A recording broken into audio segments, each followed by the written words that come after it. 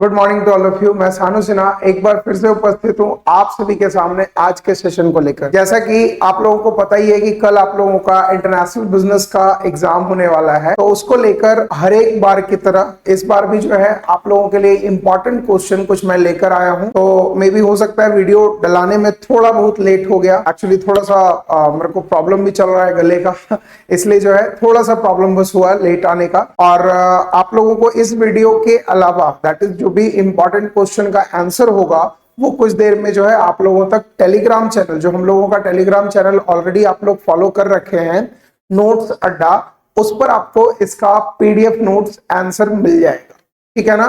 तो ज्यादा ना टाइम वेस्ट करते हुए आज के हम लोग इंपॉर्टेंट टॉपिक को लेकर चलते हैं। और हाँ, सबसे इंपॉर्टेंट चीज, कल जो है मैं टेलीग्राम पर किसी से बात कर रहा था तो उनसे मैंने पूछा कि सर क्या मैं आप लोगों का किसी भी तरीके से हेल्प कर पा रहा हूं। तो उन्होंने बोला कि सर बाकी सब तो बहुत अच्छा गया सर कल, लेकिन आपने जो क्वेश्चन भेजा ना मार्केटिंग का, उसमें 3 क्वेश्चन सिर्फ आया। तो भैया मैं आप लोगों से रिक्वेस्ट करके हर एक बार यही बोला हूं कि मैं जो है डायरेक्टली यूनिवर्सिटी या आपके कॉलेजेस से किसी भी तरह से कॉन्टेक्ट में नहीं हूं। ठीक है ना।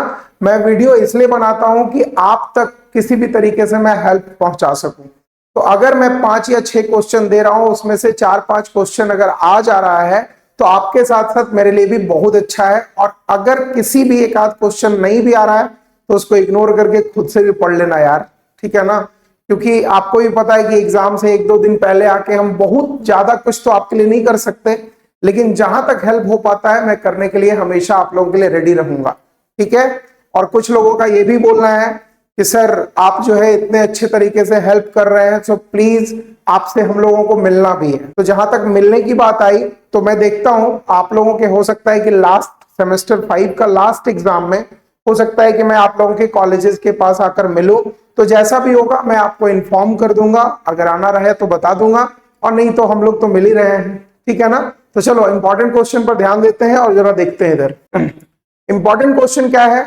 तो सबसे पहला इंपॉर्टेंट क्वेश्चन आज जो है लगभग मैं 6-7 क्वेश्चन लेकर आया हूं जिसमें ऑलमोस्ट आप लोगों का क्वेश्चन आना चाहिए। ठीक है ना। कुछ कुछ क्वेश्चन जो है मैं खुद से भी सेट किया हूं, कुछ क्वेश्चन जो है आप लोगों के कॉलेजेस या फिर कहीं और से भी मेरे को मिला है, जिसके बिहाफ पर मैं इंपॉर्टेंट क्वेश्चन आप लोगों के लिए सेट करके ला पाया हूं।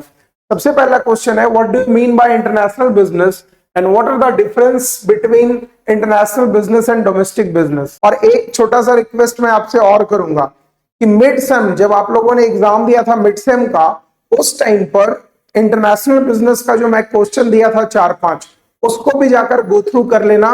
मैं बोल देता हूं ऑफिस में, तो आप लोगों को उसका वीडियो लिंक और उसका पीडीएफ भी आपको भेज दिया जाएगा। ठीक है। तो ये ध्यान रखना कि डोमेस्टिक और इंटरनेशनल बिजनेस में डिफरेंसेस क्या है, इसके बारे में बताना है। दूसरा है, explain the term globalization and discuss the role of globalization. देखो इंटरनेशनल बिजनेस के बारे में जब आप डिस्कस करोगे तो 1991 में आप लोगों को पता होना चाहिए कि एनईपी को लाया गया था। एनईपी क्या होता है?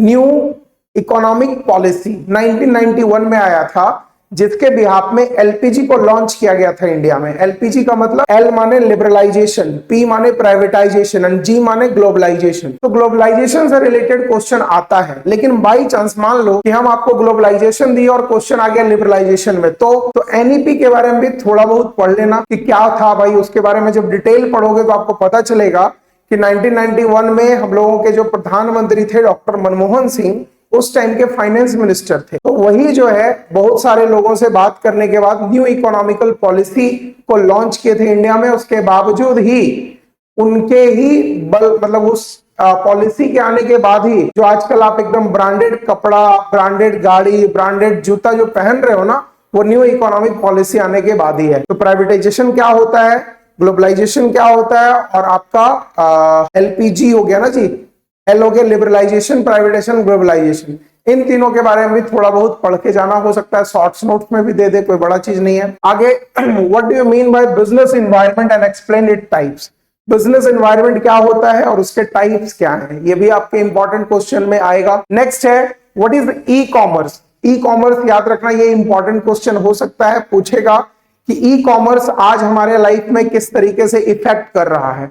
तो ई कॉमर्स आप लोग समझते हो ना, जो फ्लिपकार्ट है, वॉलमार्ट है, अमेजॉन है, ये सब जो है ई कॉमर्स प्लेटफॉर्म है जहां पर हम किसी भी सामान को खरीदते बेचते हैं। तो वो बिजनेस इंडिया में किस तरीके से आगे चलने वाला है, उसका क्या आगे तक मोटिव है, उसके बारे में थोड़ा बहुत लिखना पड़ेगा आप लोगों को।